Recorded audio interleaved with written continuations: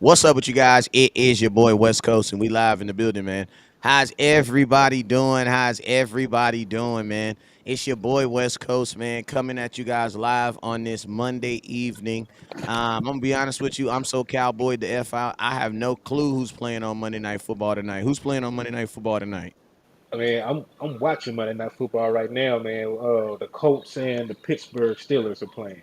The Colts and the Pittsburgh Steelers. So the team that we are going to be playing this week is actually playing tonight. So I'll be watching that game later on tonight as it goes off TV. But shoot, man, it's your boy West Coast. It's your boy Henny Demore from HTM Sports, man. I'm here, man. I told you guys I was going to come back to you guys today and give you guys some content tonight to end it off. You know what I'm saying? End this Cowboy Monday off. You know, this is Victory Monday, too. To be honest, which is a late one, but it's a Victory Monday, too. So Hmm. we go ahead. But we got to get into it, man. So you guys already know whenever West Coast goes live, there's two things you guys must do.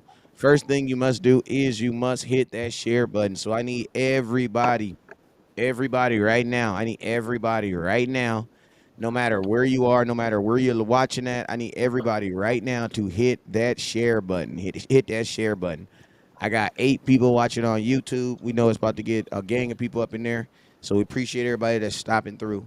Facebook, you guys already know it takes it a couple minutes before my little app right here opens up, so to let me know who's watching on Facebook. But I know I got a gang of people watching on Facebook already too. So we appreciate you. Actually, I can tell you right now, we got 26 people, 31 people watching on Facebook, and 12 people watching on YouTube, man. So yo, I need everybody to go tell the world that West Coast is live. HTM Sports is live. And we about to talk about these Cowboys like nobody else does it. So let's go ahead and get it, man. What's up with you, Lucky Johnson? I see you on YouTube. I see you tapping in. Appreciate you, my guy, for tapping in. Appreciate you over there on YouTube. The first person comment I got to see was my boy Lucky. Who else we got over here in here, man? It's a gang of people over here in Facebook. And we live on Henny Demore Sports, too. So if you're live on Henny Demore and you're watching over there, we want to give you a special thank you and a special shout out, too. Show you guys some love. Let y'all know that we ain't forgot about you. You feel me? But yeah, okay, here we go. Facebook is finally up. Let's get it.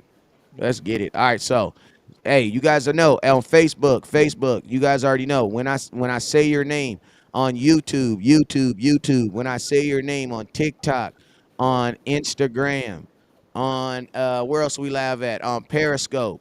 As I say your name, make sure you hit the share button. The share button is at the bottom right there. And then also make sure you hit the star button or the super chat button. Now you guys already know top star giver for the today is going home with a Dallas Cowboys Micah Parsons blue jersey. Micah Parsons blue jersey. So make sure you guys hit that share button. Top star giver is going home with it. So make sure y'all hit that share button, hit that star button, and let's get it, man. I'm about to go through here. I'm gonna say what's up to everybody that's saying what's up to me, and then we gonna get straight into the content. You feel me? So what's up with you, Vincent Mosley? What's up with you, Carl? What's up, Carl? Appreciate you, my boy, for tapping in. Lauren Brown, what's up, Lauren? Richie, what's up, Richie? Peter Comoyle, what's up with you, Gilbert? Bobby Armstrong, hit that star button. Nava, hit that star button. Darren, what's up, OG? Hit that star button. Isaac, what's up with you? Vincent, hit that star button. Reginald Wiggins, what's up, sir?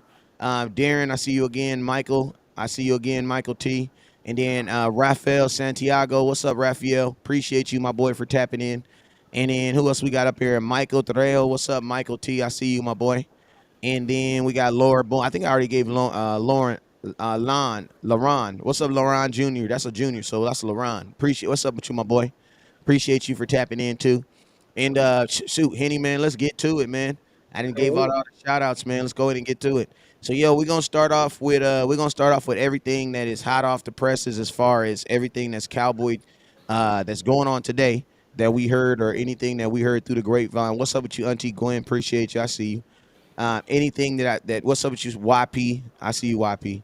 We're gonna talk about everything that we've heard about today that's come out. First thing before I do that though, let me give a little. How about them Cowboys to to my OG Wiggins for the 145 stars, and he a first time student. Appreciate you, sir. You look like you a deacon at somebody's church, man. I appreciate you too, man. Just the way, you know what I'm saying, the way he wear that suit, man. You feel me? You're talking about that's business, but he look like it's a clergy up in there a little bit. You feel me? You know what I'm saying? So appreciate you, sir, for the first time stars. But yo, let's get straight into the content, man. Let's get straight into the content. Let's get straight into the content. Hey, we have 22 shares, man. We got 22 shares. That means there's a lot of folks on Facebook that's watching for free. What's up, Tommy? Hey, if you're on Facebook right now, hit that share button. Share this content right now. It's about 50,000 cowboy groups out there. Share the content. We got 24 shares. Let's see if how fastly we can get that up to 100. You feel me? Oh, he's a pastor. Look at that. Let me see. Man, hold up. Do I have a witness here? And I really don't know what you're going through this morning. And I'm so glad that I serve a God Yeah, I had to get him. who has already fought my battle. Do I have a witness here? I had to get him one time. Hey, raise your hand if you're a pastor's kid, though. If you're a pastor, raise your hand right now if you're a son of a pastor right now on the show. Facts, right? Facts, right? All right, well, yeah, all right, let's get it, man. But yo, first thing we gonna talk about. First thing we gonna talk about is some things that was in the media this weekend, and that is and listen to me. I'm gonna tell y'all this right now. Tell you this right now. We are not about to make this about OBJ all dang show. So I do not want to hear it. Appreciate you, Matter of fact, Tommy. let that be a footnote. There's more important things to talk about. We is not about to do that all night. We not about to do that. All right. But we are about to talk about it for a little bit. Okay. So OBJ fell asleep, took something. I don't know what the heck he did, but for whatever reason, he was inebriated on an airplane on his way to Los Angeles to do whatever it is that he was going to do. I'm assuming it's probably to get prepared for these meetings that he's about to go to. And for whatever reason, he couldn't wake up. The stewardess had to, they said they tried several times to wake him up. He wouldn't wake up. After that, they got airport TSA involved. Airport TSA was eventually able to get him to wake up. After that, they escorted him off the airplane. They made everybody get off the airplane too. So I know it's about 125 people that probably hate Odell Beckham right now, for sure, because they were all late wherever they was trying to go because they had to get off the airplane because he wouldn't wake up. We're gonna talk about it very briefly. He didn't do anything illegal, so I think we can kind of make sure we don't try to take it there. It was nothing illegal about what he did, but Odell Beckham is a guy that seems the spotlight always seems to follow him, and they say the stars are never brighter like they are in Dallas. So, what is your thoughts, very briefly, on this situation that happened this past weekend with Odell Beckham? I'm just going to read the official statement from OBJ's lawyer. Earlier today, Odell Beckham Jr. boarded a morning flight in Miami without any problems. The flight was delayed after boarding and prior to takeoff. Mr. Beckham fell asleep with his blanket over his head, which is his normal practice for long flights. He was awakened and told that the plane was back at the gate and that he needed to get off the plane because he did not put his seatbelt on when asked. He responded that he was asleep and that he would put his seatbelt on at that time. He was informed that it was too late and that either he would have to get off the plane or everyone would have to the plane. Finna finish the quote. The overzealous flight attendant insisted on removing everyone from the plane instead of simply allowing Mr. Beckham to fasten his seatbelt and proceed with the flight. In no time was Mr. Beckham disruptive or combative. He was willing to comply with the seatbelt requirement, but the flight attendant wanted to prove that he had the authority to have Mr. Beckham removed from the flight. The airline proceeded to send Mr. Beckham's luggage to Los Angeles without him. That incident was unnecessary. Sleeping on a plane should not be a cause for removal from a flight. If they could, if they could wake him up when the flight returned to the gate, then they could have done the same thing to ask him to put on his seatbelt. End of quote. So he say, she say, I don't know, I wasn't there. Cowboys say they don't care. There's not going to be a factor in if they sign him. So I don't actually care. I really don't even want to sign Odell Beckham. I've been on record about what I expect from this offense and how I don't trust our offensive coordinator with weapons. So yeah, let's move on to the next subject. That's how I feel about it. I don't actually give a damn. My only thing about it is this, and this is what I would say is like at this level of the game, if you're a guy that is easily recognizable in public, where you can, people can easily recognize you, want to come up get autographs and things like this, you Hmm. know, travel with an assistant or travel with security, man. Like, like at this is 2022. People can say you shouldn't have to do it, but guess what? There's a lot of stuff I shouldn't have to do in 2022, but I still have to. You know what I'm True. saying? Why? Because that is the new world that we live in. That is the new normal. You know what I'm saying? With just as far as a safety hazard, man, you have guys that have less money than you who are losing their life over lesser things. You know what I'm saying? So that's where I really think about it. You know what I'm saying? Where it's like, bro, you have way too much invested. When people see you, they don't a lot. Some people see you as a target, man. You know what I'm saying? Some people see you as a target. Some people see you as a lick. You know what I'm saying? And they won't take. They'll be hopping at an opportunity like this. Now, obviously, he's on an airplane. It's a bunch of people around, so blah blah blah blah blah. But listen to me. Each still was able to turn into something. You know what I'm saying? Something where it was in the media. So that's why I just say, man, like, that should at this level of the game, we can probably go back 5 years. The last 5 years of OBJ's life, he has for sure made at least $10 million, right? So with that, man, you can afford that. You know what I'm saying? He says a game says he says an assistant for what, to wake you up and tell you to put your seatbelt on. Exactly, exactly, There's somebody that exactly. like to help you out. An assistant is Facts. literally That's somebody to exactly help you. what. Yeah, Like exactly. if something crazy is popping out, there's just somebody to have your back. That's really all assistant is for. Exactly. Like, and to be honest with you, at this level of the game, like these guys are like, you gotta think our life it just entails of us dealing with little money. You know what I'm saying? Not even saying little money, but it's like the money that we dealing with it's not affecting somebody else's life. You know what I'm saying? Like these guys are making, like, you have an agent who is living off of the income that you make. You know what I'm saying? Why? Because you're his client. So it's like, even if you are not, like, my thing is this, even if I'm, it's the same argument I have for rappers, man. It's the same argument I have for rappers. I get it. Rappers don't want to have, you so big and thuggish and gangster that you don't need security. But guess what?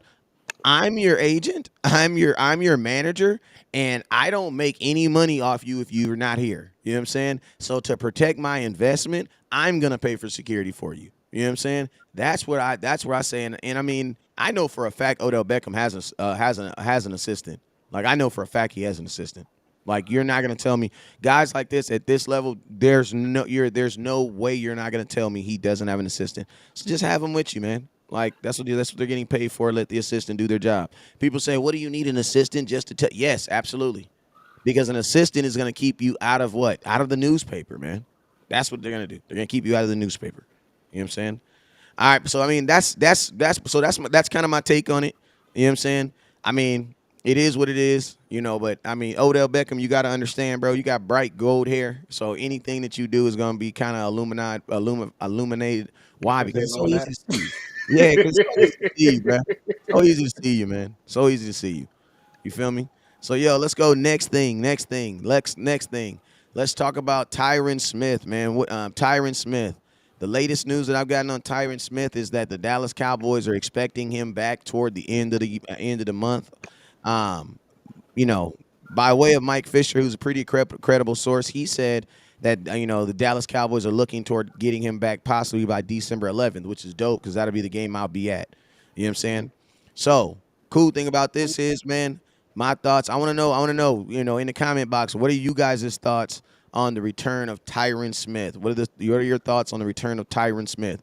Tyler Smith, our young rookie first round pick, has played decent.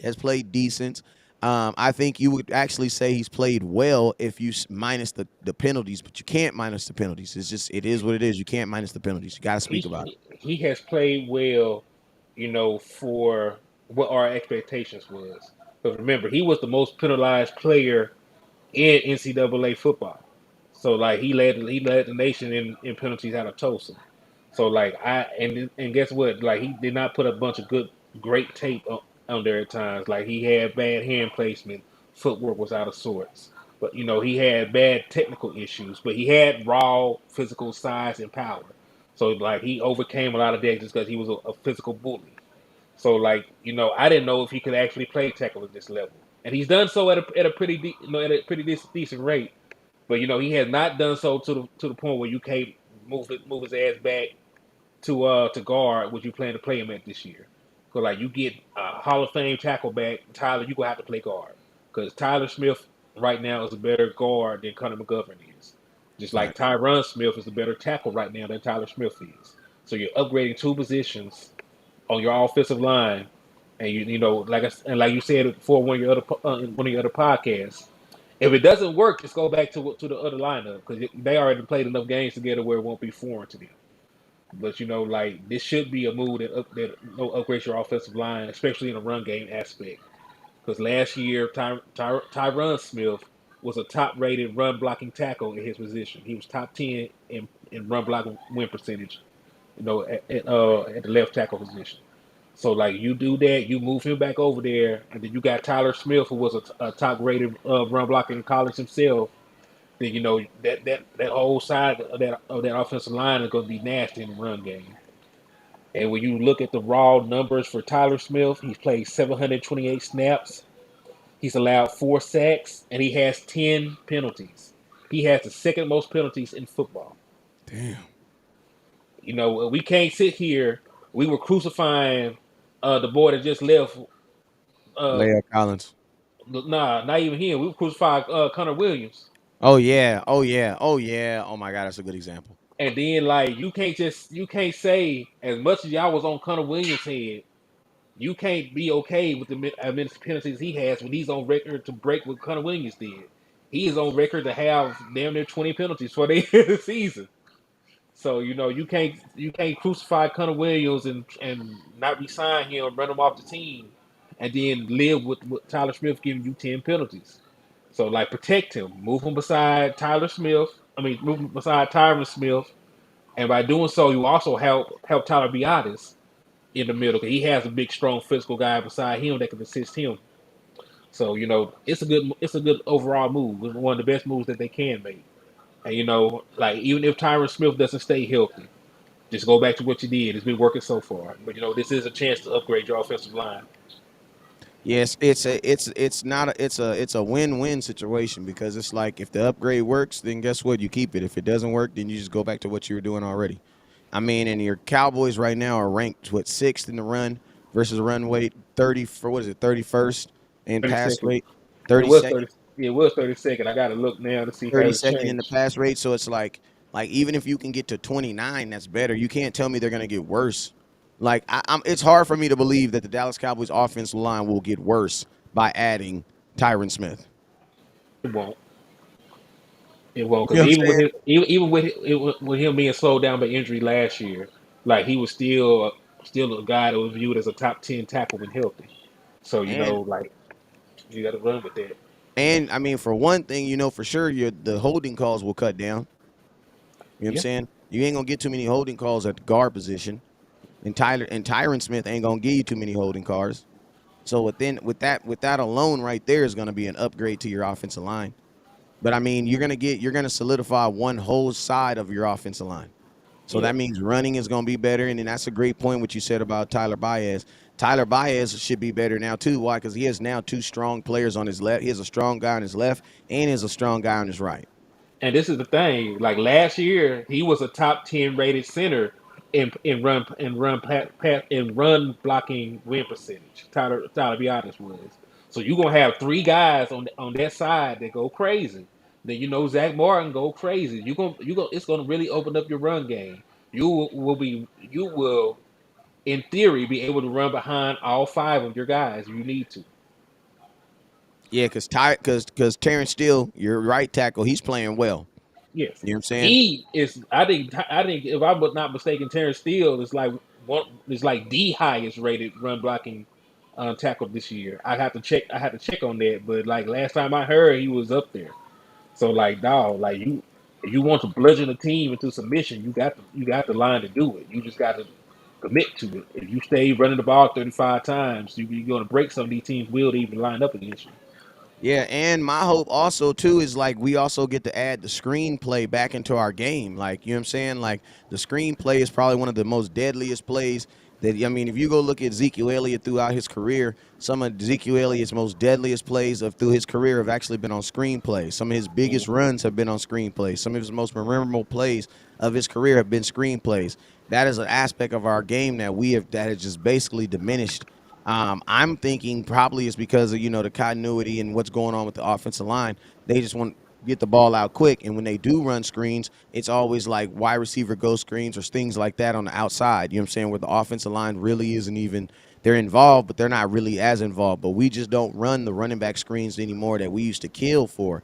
And the running back screen, in my opinion, is more deadly. Why? Because it's deadly to have three offensive line running at you with a wide receiver behind you, but it's another thing to have three linemen running at you, and then you have Zeke behind you running behind them. You know what I'm saying?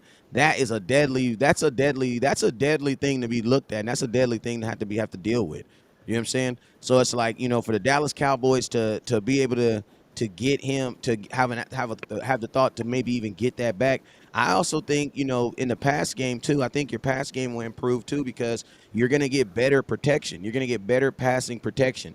So, if you are the 32nd win rate versus the pass, that lets me know that you're not really throwing the ball deep. Why? Because you can't. You don't have protection. You don't have the protection for Dak to drop back 4 feet, 5 feet, because that's where those deep passes, that's where those long developing plays come from. Unless you get a situation where you get a guy that takes a slant to the house or a broken tackle and a guy get loose, like that's pretty much all you're gonna get out of that. If you're not dropping back further than if you're not dropping back further than 2 to 3 step drops. And that's I think that would I think those are the two biggest things that you're going to be able to get when your offensive line is back 100%. You're going to be able to get Dak. You're going to be able to have better play calling. You're going to have more, not necessarily better play calling, but you'll be able to get more plays. You'll be able to get a variety of plays. Why? Because now your quarterback is going to be able to drop back farther. Why? Because they can protect it. If you can't protect it, then you can't be drawing no all out streaks. You can't be doing stuff like that. Why? Because it takes time for the wide receiver to actually get downfield. You know what I'm saying? Right. So And that's my go ahead. no, I was just gonna say that to add to it because we talk about run block win rate. Tyler Smith, number 4 in the league right now, wins on run blocking 81% of the time. So he number 4 at the tackle position. The only guys ahead of him in run block win percentages in his position are Cornelius Lucas, Jordan Mailata from the Eagles, and Josh Nealman. So like Tyler Smith is ahead of guys like Ronnie Stanley, Kelvin Beachum, Braxton Jones, Ryan Ramchick, DJ Humphries. So he's winning on run blocking more than them. And also shout out to Zach Martin, the future Hall of Famer. He is yet again top 10 in run block win percentage. He's winning 74% of the time. He's top 10. He's number 10 actually. And last but not least, Tyler Biadasz. He is number 9 among centers in the run block win rate category. He is winning 71% of the time when he's run blocking. So, like I said, that is the strength of your offensive line. Because I think we only have one guy. Do we even have one guy? Let me see. For pass blocking, do we have? Let me see. We have anybody that's top If 5 we pass if we blocking. rank 32nd, there's no way we can have anybody that's top We five. have one. We have one guy, Zach Martin. That's the only one I would think. He's the only guy that is in the top 10 of pass blocking win percentage at his position. So like he is fine, but he also a guard. So we also have to factor that in. You're not really gonna get that much pressure as a guard. Most of the pressure is gonna come off the edge. Edges off the In, edges. yeah, in most of these instances. So yeah, so like you got a good run blocking line, and Tyron Smith was top of that category too last year. So you keep putting all these good run blockers on your team. Like I said, you're gonna maul guys up front. So I would definitely go with the move, and hopefully like that just adds and improve. And when you think about improving your run game, that's more production for Ezekiel Elliott. That's more production for Tony Pollard. like two of your best offensive weapons will see a boost just by adding Tyron Smith back into the lineup. Yeah, man, he says this guy should be on point with his facts and takes. Hey, my boy Moneybag says this guy HTM be on point with his facts and takes 100%. Have him more often on good show. Hey, he on here about 3-4 times a week. He also do his own content over at HTM Sports. So drop that. Make sure you guys go give him a follow over on HTM Sports at Henny DeMore Sports. Hey, I mean, all those are great points, man. All those are great points. I mean, I mean, this is the original Dallas Cowboys for the first time. I mean, think about this: December 11th will be the first time you actually get to see the offense that the Cowboys envision. Right. Like this will be the first time all these guys actually play together. Like, no matter what happens with the switch, this will be the first time these guys have all played on the same field at the same time.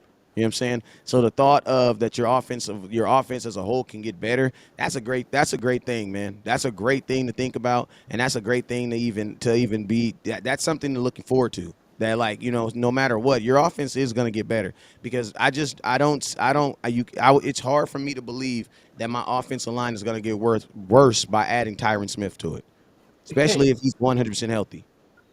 Right. Now, if Tyler Smith were having an All Pro season or something, then I might be in conversation.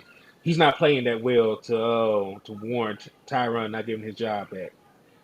But somebody that is playing well enough for a guy to not get their job back is Damon Clark. Because just from the way that the Dallas is talking about it, I don't think Anthony Barr has a job anymore, Kinfolk. I mean, I, I mean, he's hurt. He hurt all the time. So I mean, I what you mean, think? I even mean, you even, think they'll even when release he him? even when he wasn't hurt, nah, because they need the depth. More than likely, what's going to happen is like, they are going to probably have him in rotationally, but that starting linebacker position, the way that they're talking, is going to belong to Damon Clark. Matter of fact, let me find the quotes. Let me find the quotes. Okay, here we go. I think we're seeing the beginning of an outstanding career. Mike McCarthy on the emergence of Cowboys rookie Damon Clark thrust into the starting role mid-season after recovering from spinal fusion surgery in March. Hmm. So he was pretty much praising him for what he was doing, and I pretty much feel like he solidified himself over what Anthony Barr was doing, because like Anthony Barr was not productive when he's on the field. I hate to say that because I beat the table for him. I wrote a whole damn think piece on how Anthony Barr being added to our defense will make us a Super Bowl caliber Yeah, defense. but you got to think about this. You were writing, you wrote all that based off of where he was. Like, nobody could have factored in that he was going to fall off the way he is falling off. That Like, is true, it 2020 hindsight changes everything. But like you said, at the time I felt that way. But he hasn't produced up to the level that I expected of him. He hasn't produced up to the level that the Cowboys have expected of him. no. And Damon Clark, he's shown a lot. Like he's young, he's raw, but like he is a real linebacker. Like I'm gonna use this. He wore number 15 at LSU. I'm not going to use this example so you can get it, kinfolk. Number 15 at LSU for linebackers is like number 5 at Arkansas for running backs. Mm. You only get that if you was him. So we got a guy right now that's following the footsteps of Darren McFadden at Arkansas, Rocket Sanders. He him. So they gave Lamont Clark number 15 because he is him. So like he's shown everything you would want to see so far in the NFL as a linebacker. So he had sea legs his first game, but you could tell just by the snap count they trust him. He's playing 40, 50 snaps now. Mm-hmm. And Yeah. you got guys like Jabril Cox can't get off the bench. Yeah, and I'm gonna tell you this too. You know, LVE gotta give him some love too, because LVE probably had his best game of in the last 3 years. He had the best game of his career It was a complete this game. this Thursday. He had his best game of his career. I'm gonna tell you, and I mean, I don't know if it was just because of the motivation of having Jalen out there on the opposite field, or what it was, man. But LVE by far had his best game. He was the number one thing that I loved. He played at the line of scrimmage like he was going forward. Like LVE was in noticeable attack mode. He was in noticeable attack mode. You know what I'm saying? And it's like, what I seen from LVE is something that I ain't seen all year, man. I ain't, it's something that I have not seen all year. And I'm gonna tell you this right now. My biggest question to LVE is, can you continue that? Can you continue that? Can you let me see it? Let me see it this week versus these Colts, because the Colts got some pretty damn solid line. They got some solid linebackers. That boy Franklin is nice. That boy Bubba Oriki, he's nice. Both of them damn near got 100 tackles apiece. Franklin got 110. Oriki got 95. You know what I'm saying? So these are dudes that play at the line of scrimmage. You know what I'm saying? They don't play at the line of scrimmage where they got a whole bunch of sacks, because they only got 2 sacks. They only got 1 sack between the two of them. You know what I'm saying? But these, this defense that we about to play right here, this playing this week, this is a solid defense. I'm gonna tell y'all this right now. The Colts offense is ass, bro. They are not. The Colts offense is not good, man. at Like all. at all, man. Like Matt Ryan, 10 touchdowns, 9 interceptions, 2,443 yards. Let me Jonathan, update that. He 10 of 10 right now. He threw a pick earlier today. he just threw another. Oh damn. Well, he 10 of 10. 10 touchdowns, 10 10 picks. he 10 of 10. 10 touchdowns, 10 interceptions. Well, from as before this game started, he was 2,443 yards.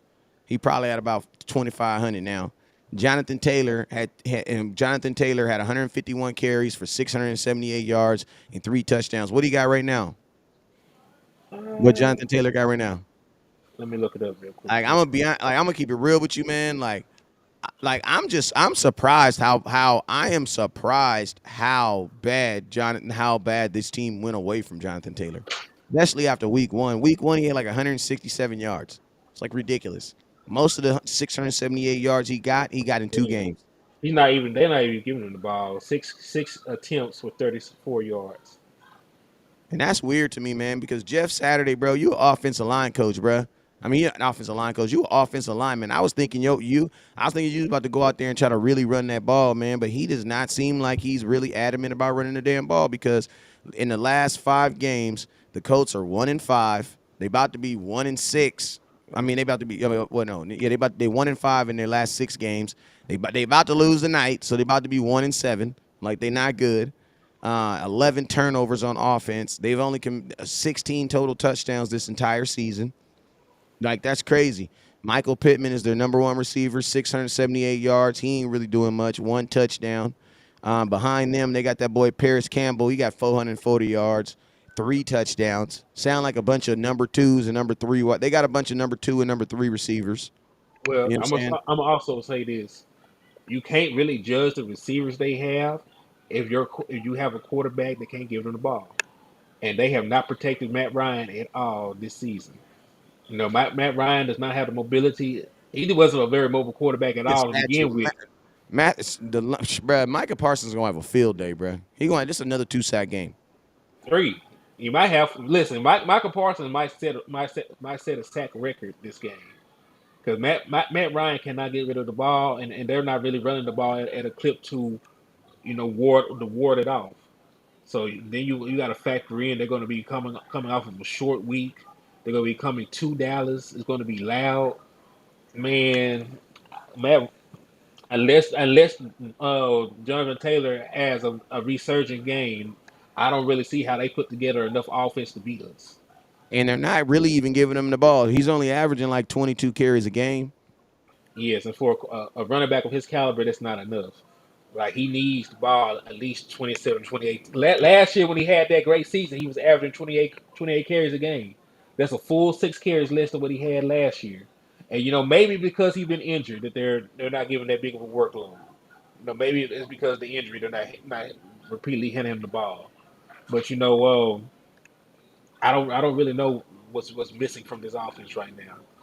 But I'm glad they're struggling. I don't need them to have a get right game against us. So I'm glad they're in disarray. I'm glad they ain't got it figured out. I'm glad that for the most part, Jonathan Taylor has been a spectator in these games. So like I can live with that. Yeah, but the cold thing about the game is just like my boy said. He says people teams get up to play the Cowboys. I'm gonna tell you what else teams do when they play the Cowboys. And what's up with you, Miss Cortez? I'm gonna tell you what else they do. They run the damn football, man.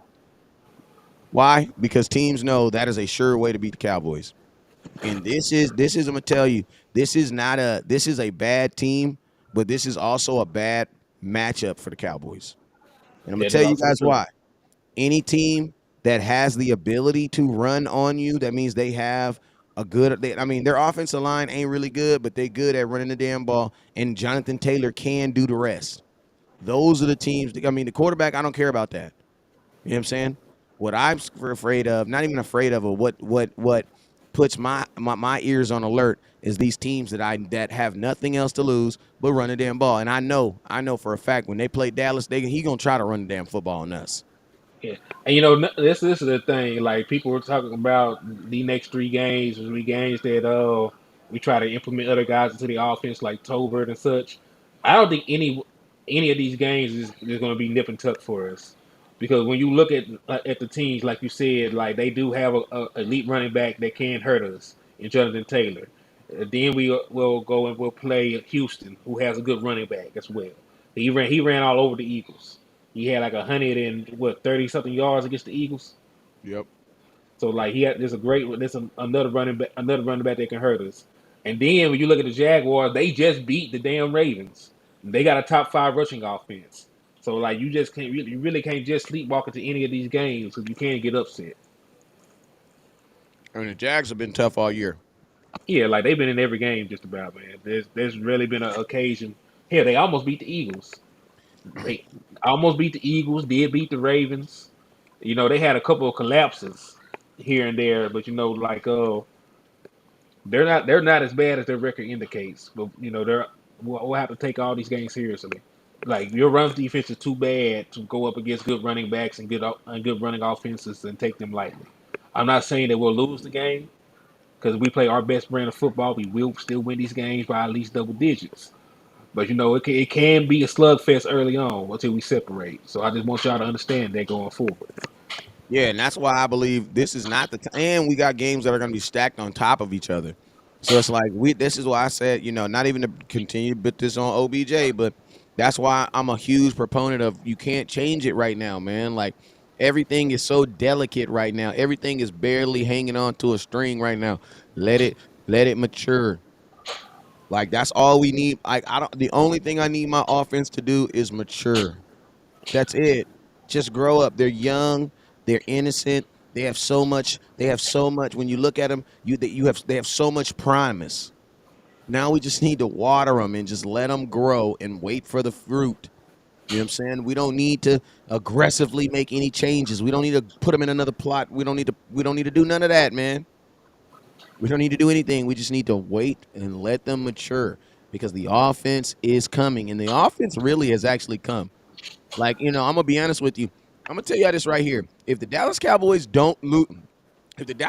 win that Green Bay game, we're thinking about this offense differently, bro. And you're probably not even thinking about OBJ because what is your record? You're like what 9-2 if that It'll be happens. 2. And this is the thing, like If that Green Bay game does not happen, bro, I think you guys feel totally different. I mean, fam, we're 4-1. Like they're 4-1. The best we could have been is 5-0. Since Dak Prescott has been back, we are 4-1 in these games. The best we could be is 5-0. So you telling me that they played the game of their season against a Hall of Fame quarterback played the game of his season against us, and no, it's cause for panic. But the offense still put up 28 points. It really wasn't even an offense. You had a 14-point lead going like in the fourth quarter. Your We're a defense fourth. gave up 17 points. Yeah, there was a fourth. Listen, we had stopped them on 4th and 7. They scored a 50-yard touchdown on 4th and 7, and we're having this different conversation. If the defense gets one stop, this is not even a question. We just run the clock out, and we're talking about Dak having an up and down game and still getting the win like we did just this on Thanksgiving. So like no, I don't think the offense needs anything. I just think the offense needs to be cleaner. I think you cut down on these turnovers, we beat these teams by 20 points. Because that's the only way. That's the only reason that they're even in the game half the time. They get a couple turnovers early, and then we go on like a violent scoring spree. Like, listen, we've had a 14-point lead in every game since Dak Prescott has come back. Do you know how hard that is in the National Football League? In every single game, we have had at least a 14-point lead in these last 5 weeks. That is crazy when you actually put that into context. This is not college football. The fact that we are having these many demanding leads on these teams speaks a lot. So, like, I know we didn't hold on to it in the Green Bay game, but we just beat Minnesota by 37 points. They're the second best team in football. They're the number 2 seed in the NFC. So, like, I'm not seeing where we need more offense, because you got all the offense you need. If anything, try to get Tony Pollard the ball more. He's the most explosive guy on your team. Facts. Try and implement Jalen Tolbert. He's a top 100 player. He was a top 100 pick. Yeah, So and I'm gonna tell you something. I'm gonna tell you something else. Tony Pollard and Odell Beckham are connected. I'm gonna tell you how they're connected because now Tony Pollard and you actually the one that made this. You need to write an article on this. Tony Pollard has become such a focal point of your offense that you should be preparing to try to keep him. yes, because it's too much to try and replace. Because let me say this. What if I told you a team would have to replace their leader in offensive touchdowns, their leading rusher, and their leader in big plays? Like, that usually sound like three different guys. That is one dude. That is Tony Pollard. He leads your team in total touchdowns. He leads your lead in rushing. He leads your team in rushing, and he leads your team in explosive plays. Yeah. You gotta make a run. You gotta make a run, bro. You gotta make a run at trying to keep him. And I don't think you can just concede to yourself, oh, we're just gonna let him walk. You know what I'm saying? Nah, And think about this. It's like by letting him walk, that means you would be putting that money towards somewhere else. Right now, Tony Pollard is number one priority right now. He's your number one priority. So it's like but Odell hold on Beckham, now. I if think he I was think our number one priority actually Terrence Steele, because I got to keep that dog right there. you Like, yeah, but my thing about Terrence Steele is Terrence Steele isn't the guy making the huge plays running down the sidelines. You know what I'm true. saying? So And it's he like also is he also is a restricted free agent. So, like, yeah, hell, so you will restricted, and let me tell you guys the difference between a free agent and a restricted free agent is a free agent is a person who is no longer under any type of contract. They are not responsible or they are not held responsible by from anybody. All right, they're their own person. They can sign with whoever they want to. A restricted free agent is someone who is bound by the last team they played for, and what happens is say he goes out into the market. Terrence Steele goes out in the market, and the Denver Broncos give him a 5-year deal, $50 million, $10 million a year.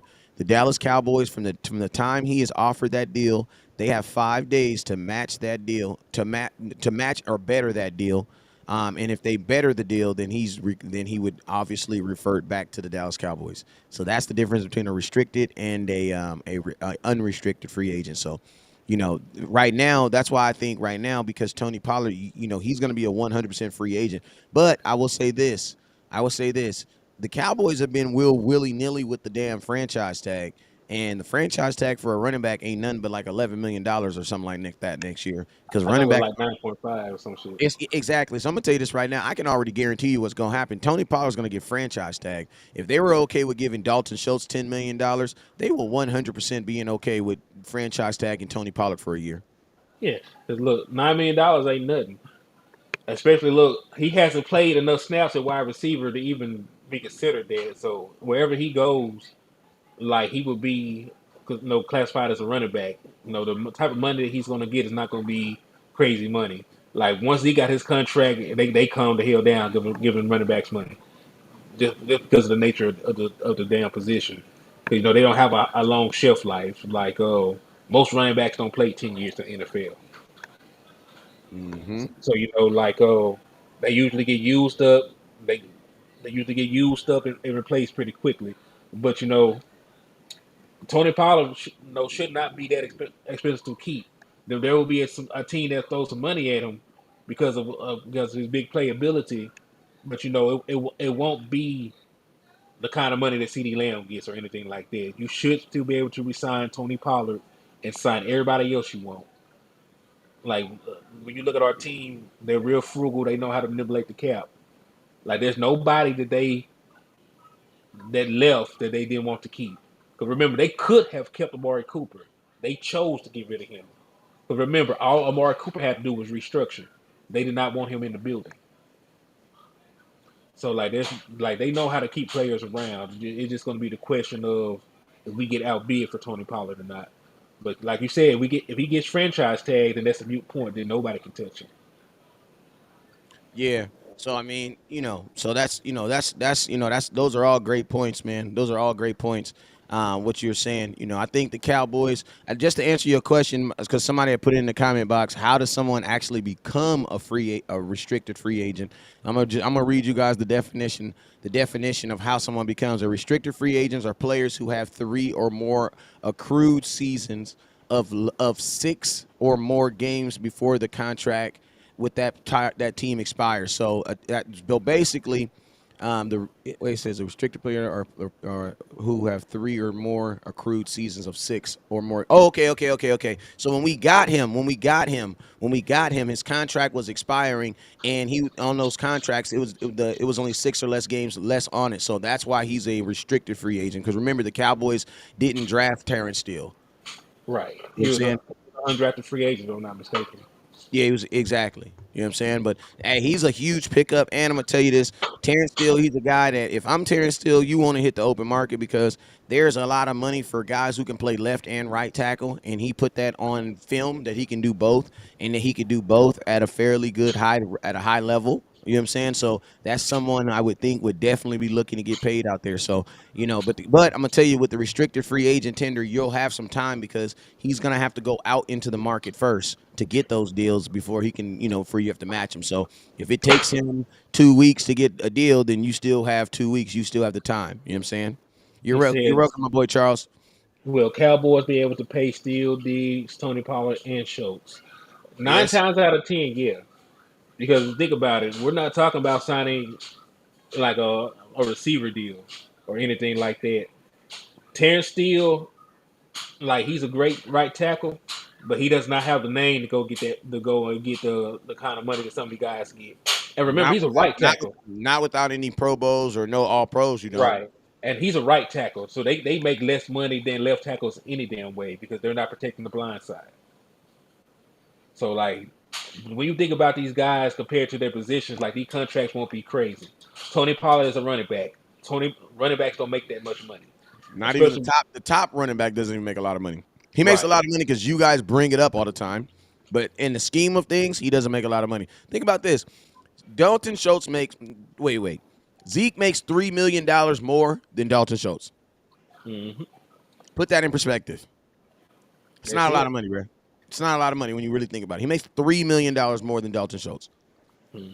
And then when you think about it, Dr. Schultz is not going to have the numbers this season to get the kind of contract he could have got last year because he's been hurt. Dak been hurt. He's going to have a good season, but he's not going to have a top 10 tight end season. And I'm So gonna tell you the thing about Dalton Schultz is he actually wants to be here. mhm. So when players they want to be here, it's easier for Jerry to bend them over. Just being real with you. I know that was a little vulgar.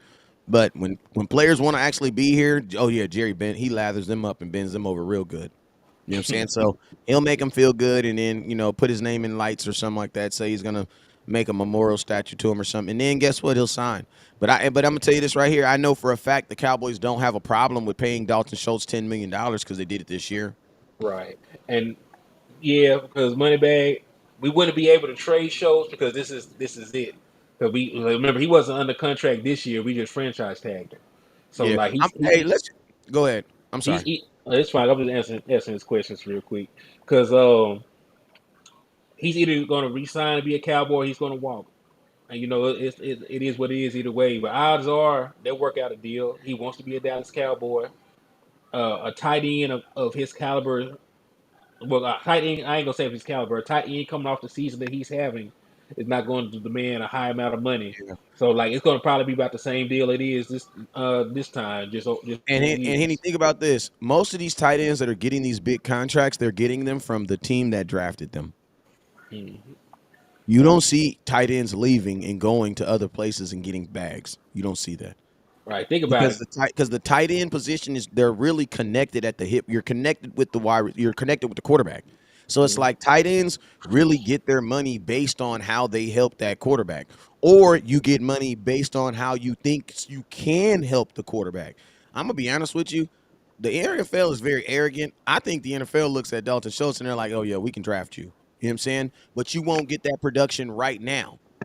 You know what Mhm. I'm saying? Now, I think as long as I think Dak Prescott and Dalton Schultz are connected at the hip, or Dak Prescott and a above average tight end are connected to the hip. Why? Because for the most part, he's had that every single year of his career. Mhm. He likes He, throwing the tight ends as a he safety likes on blanket. it. Like they even brought Jason Witten back. And I'm gonna tell y'all this right now. I know people keep saying, "Oh yeah, but they're not gonna keep all of them." Yeah, they will. They didn't get rid of anybody when Jason Witten came back. I Yeah, mean, they because think got rid of about it. some. They got Them rid of other some two tight end that guys, you didn't know. the other two guys, one is a fourth round pick. He's not making no money, and Nothing. Hendershot was an undrafted free agent. Not No making no money. money. No, there are some people watching your live that make more money than Peyton Hendershot. Damn. If you do, you need to hit stars. Matter of fact, let me go ahead and talk about that.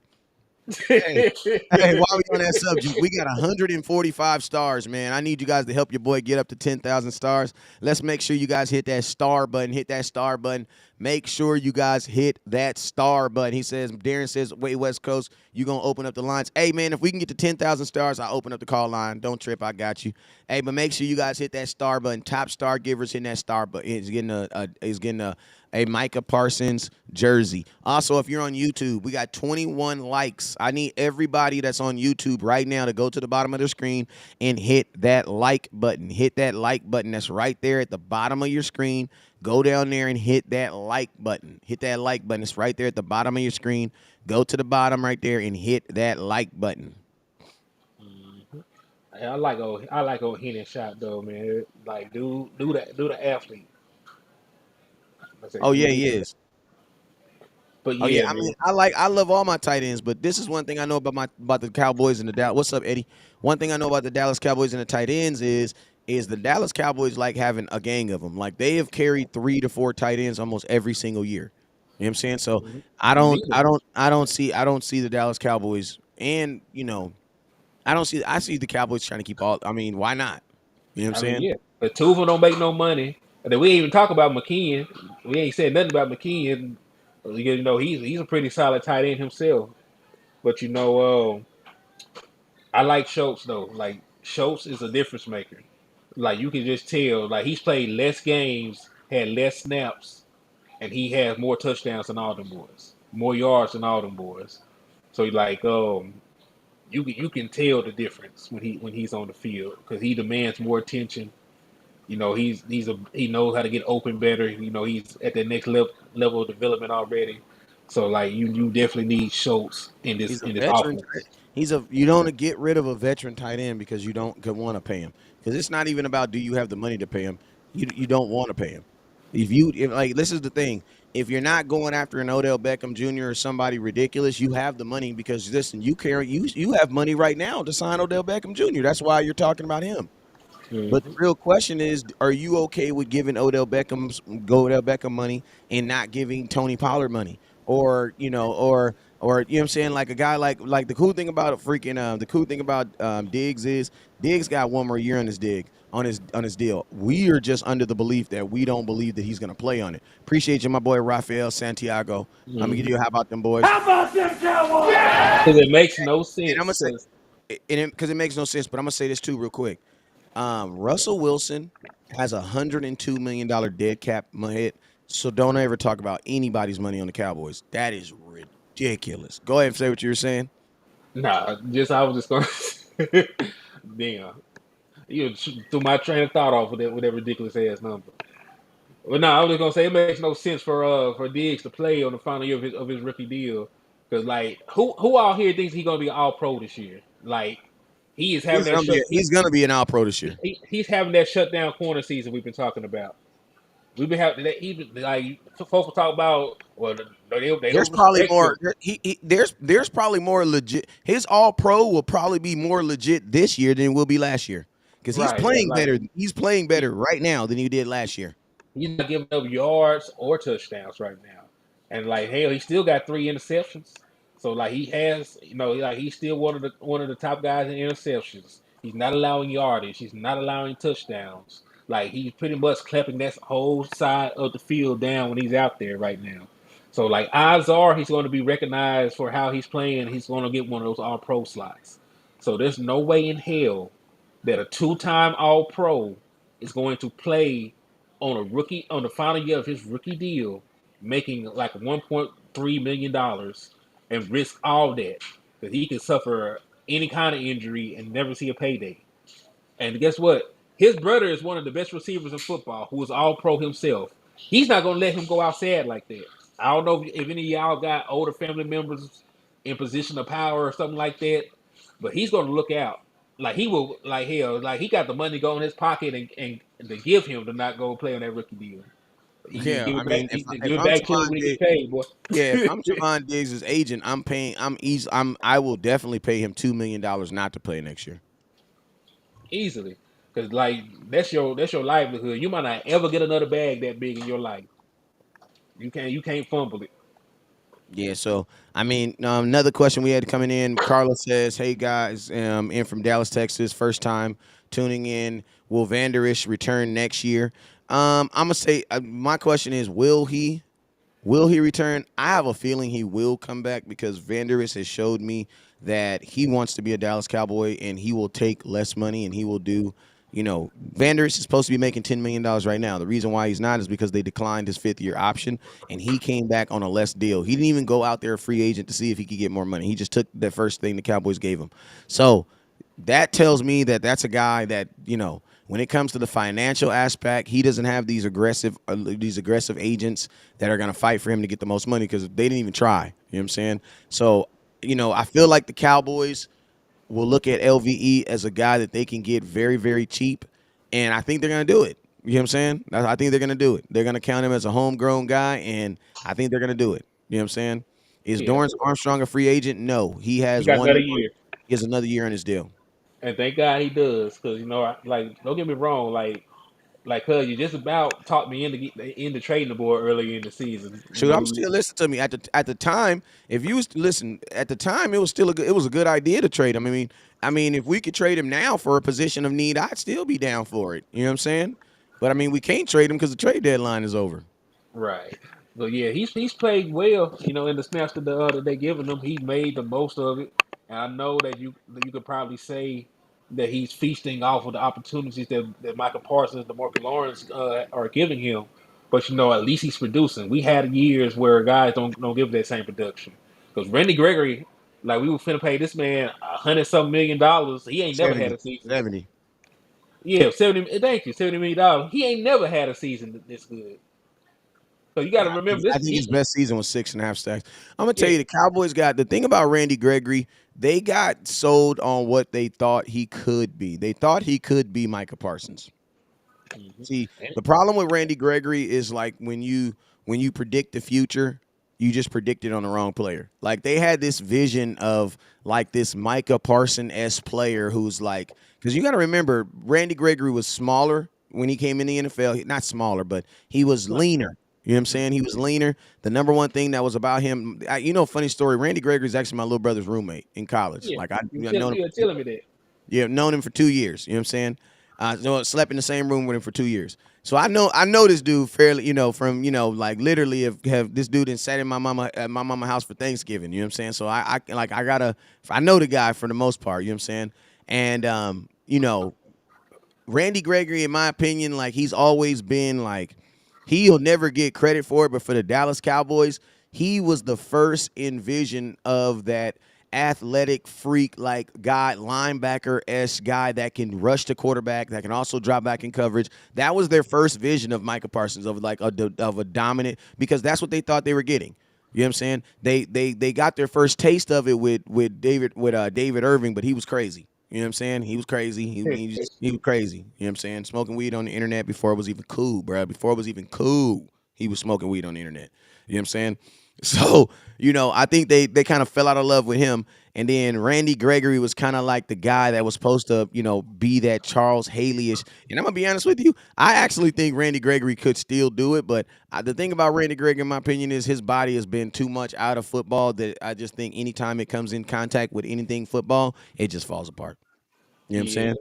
saying? So, like if he had played the seasons that he was suspended, he would have more development. He would have better numbers. Like I ain't gonna say that Randy Gregory is a what if story, but like he had a lot of physical gifts. Coming into the league that set him apart. He failed. He fell at the combine because of his like the substance issues. I think he pitched 30 at the combine if my He memory did. serves. So like that's why he ended up in Dallas. Like he's a guy that fell. He didn't fall like because of Jalen Smith. Jalen Smith fell because of injury. He failed because he did something off kilter. That's the word I'm gonna use. So yeah, like Randy Gregory was really like you said. He really was like the prototype pass rusher that you see now in the league. He was like one of the first out the batch. Like you said, he just never played enough football for that to like fully click. Like you see flashes when he is on the field, but yeah, like that ship has sailed. Especially like he barely played this year. Has he played this year? He played 2 games this year.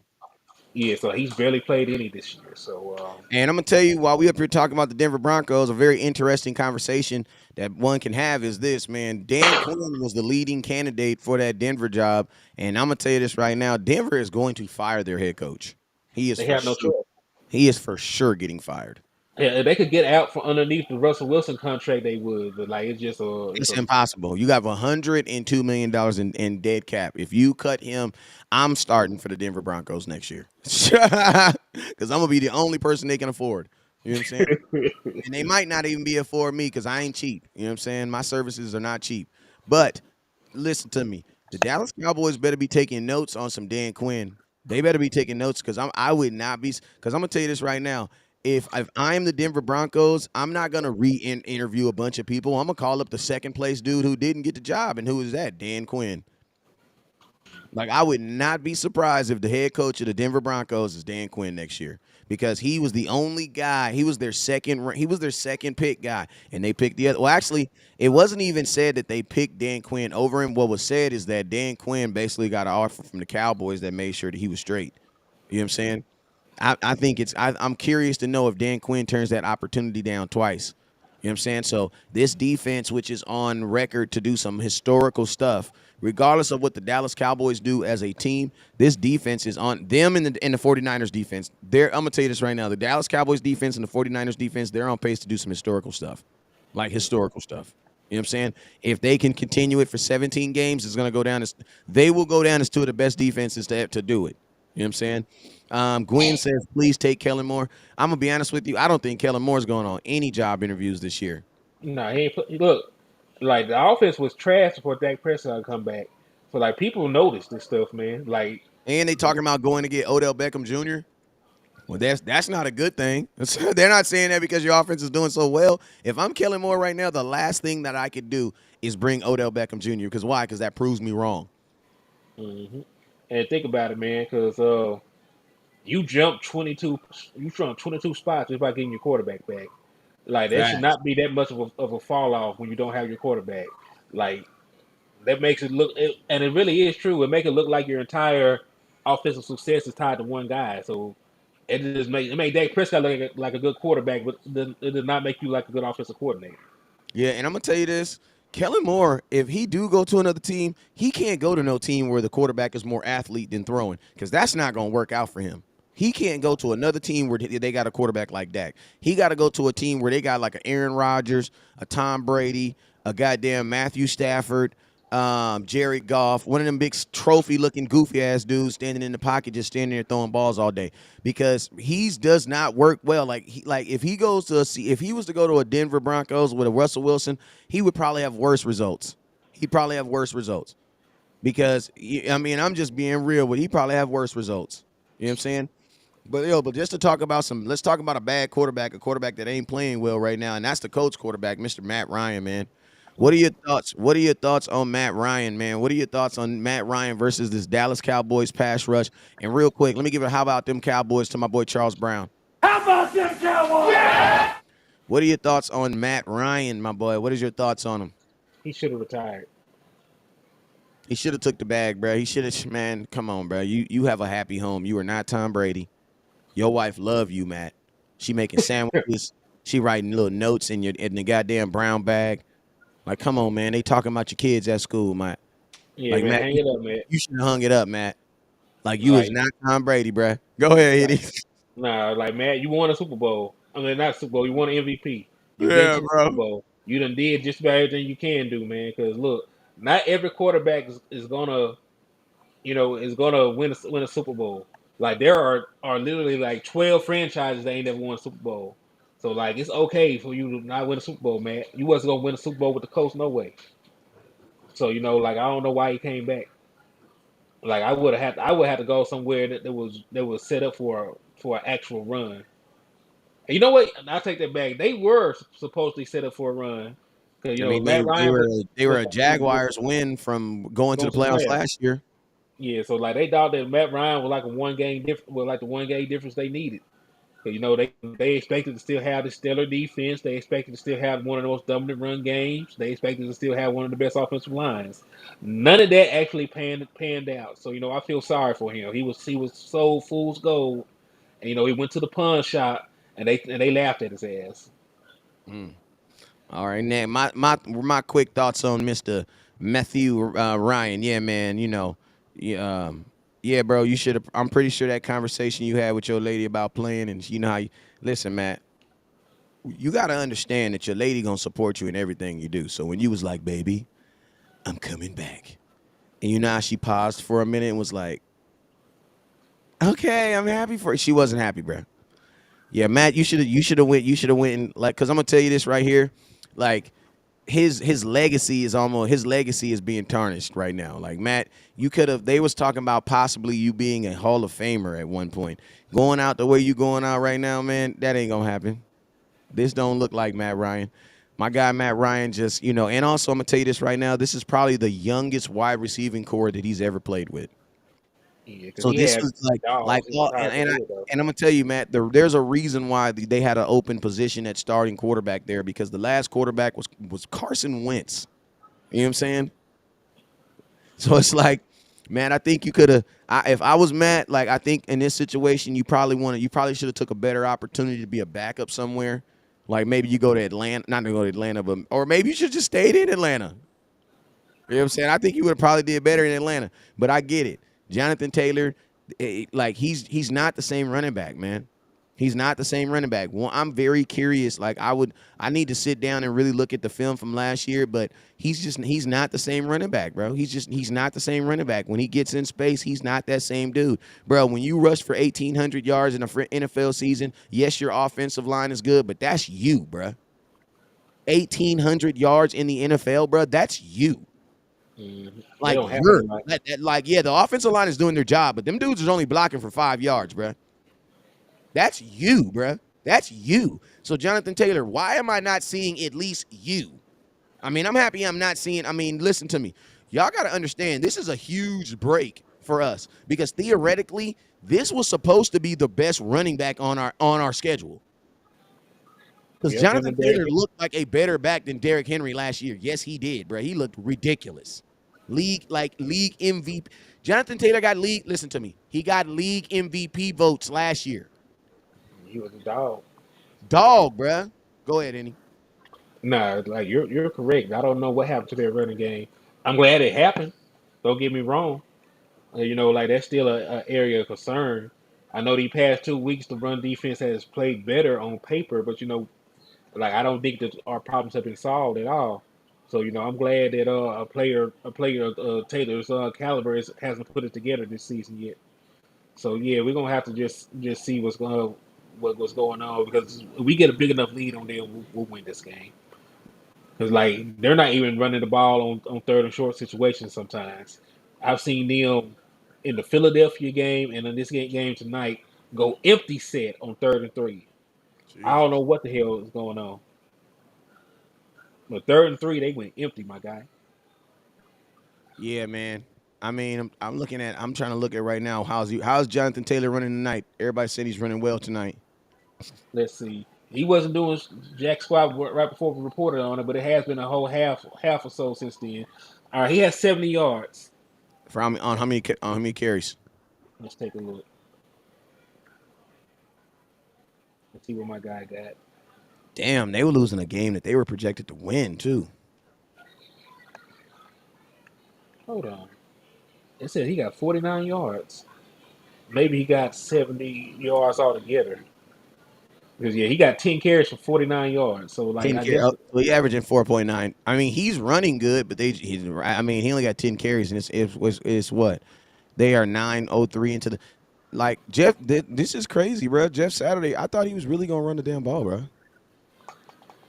I guess not.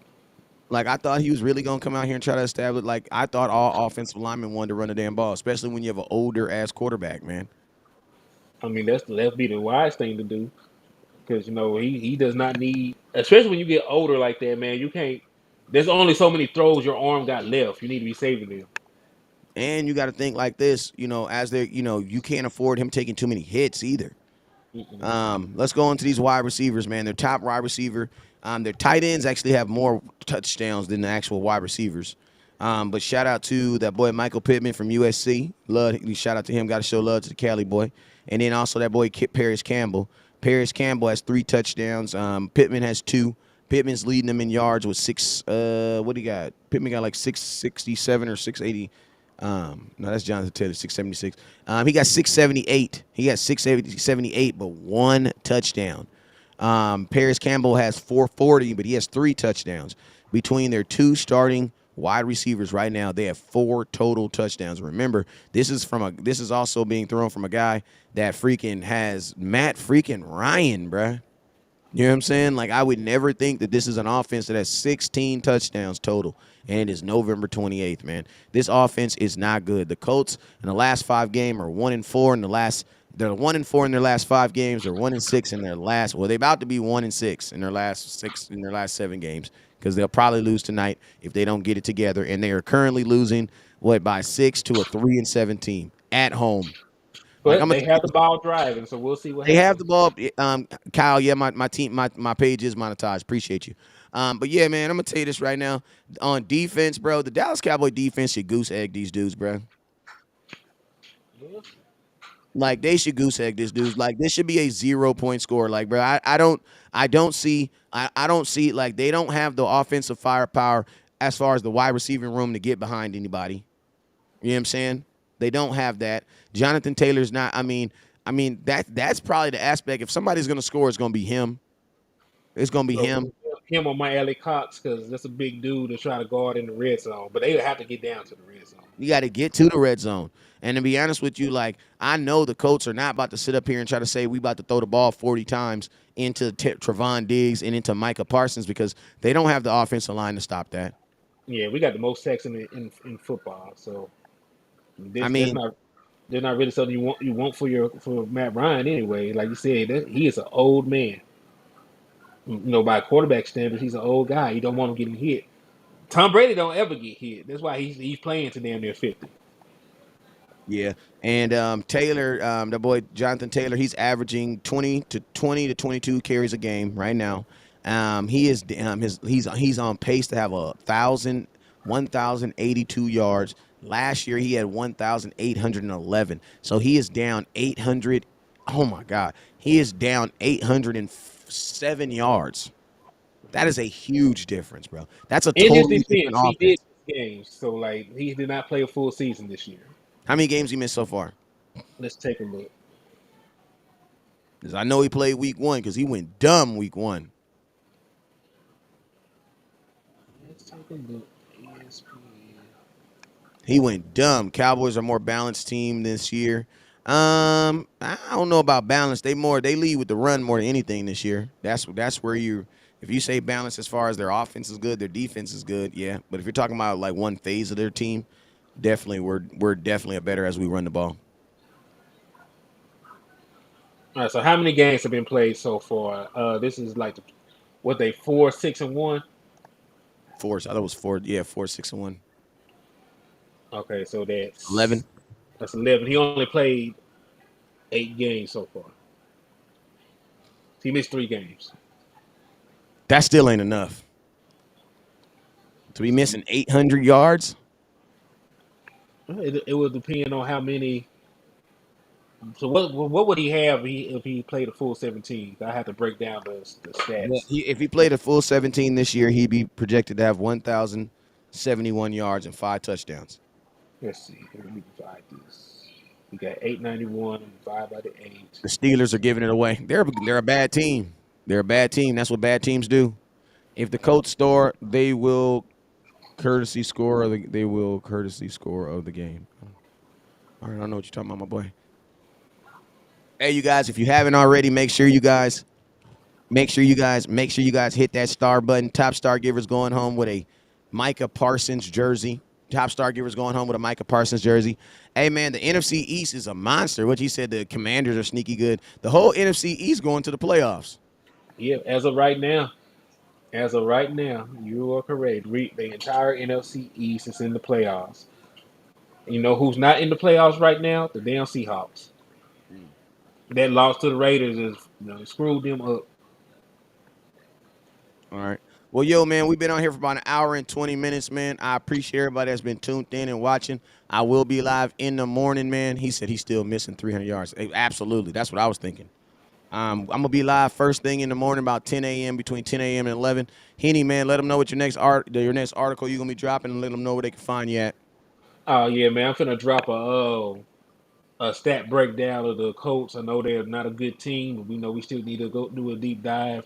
So some of the stats and topics we talked about tonight, you can go back and review them. You want to do notes, see what's coming up, and you can catch that at HTM Sports on all platforms except for Facebook. On Facebook, it's still just Henny the More. So just tap in. I have a good Cowboy content for y'all. Absolutely. And, hey, man, you guys already know where to find me at. Anywhere you can hear Cowboys, just throw up West Coast Cowboy, and I got you. You feel me? And you already know what it is, man. I will see you guys in the morning. Never look down because stars up. Peace.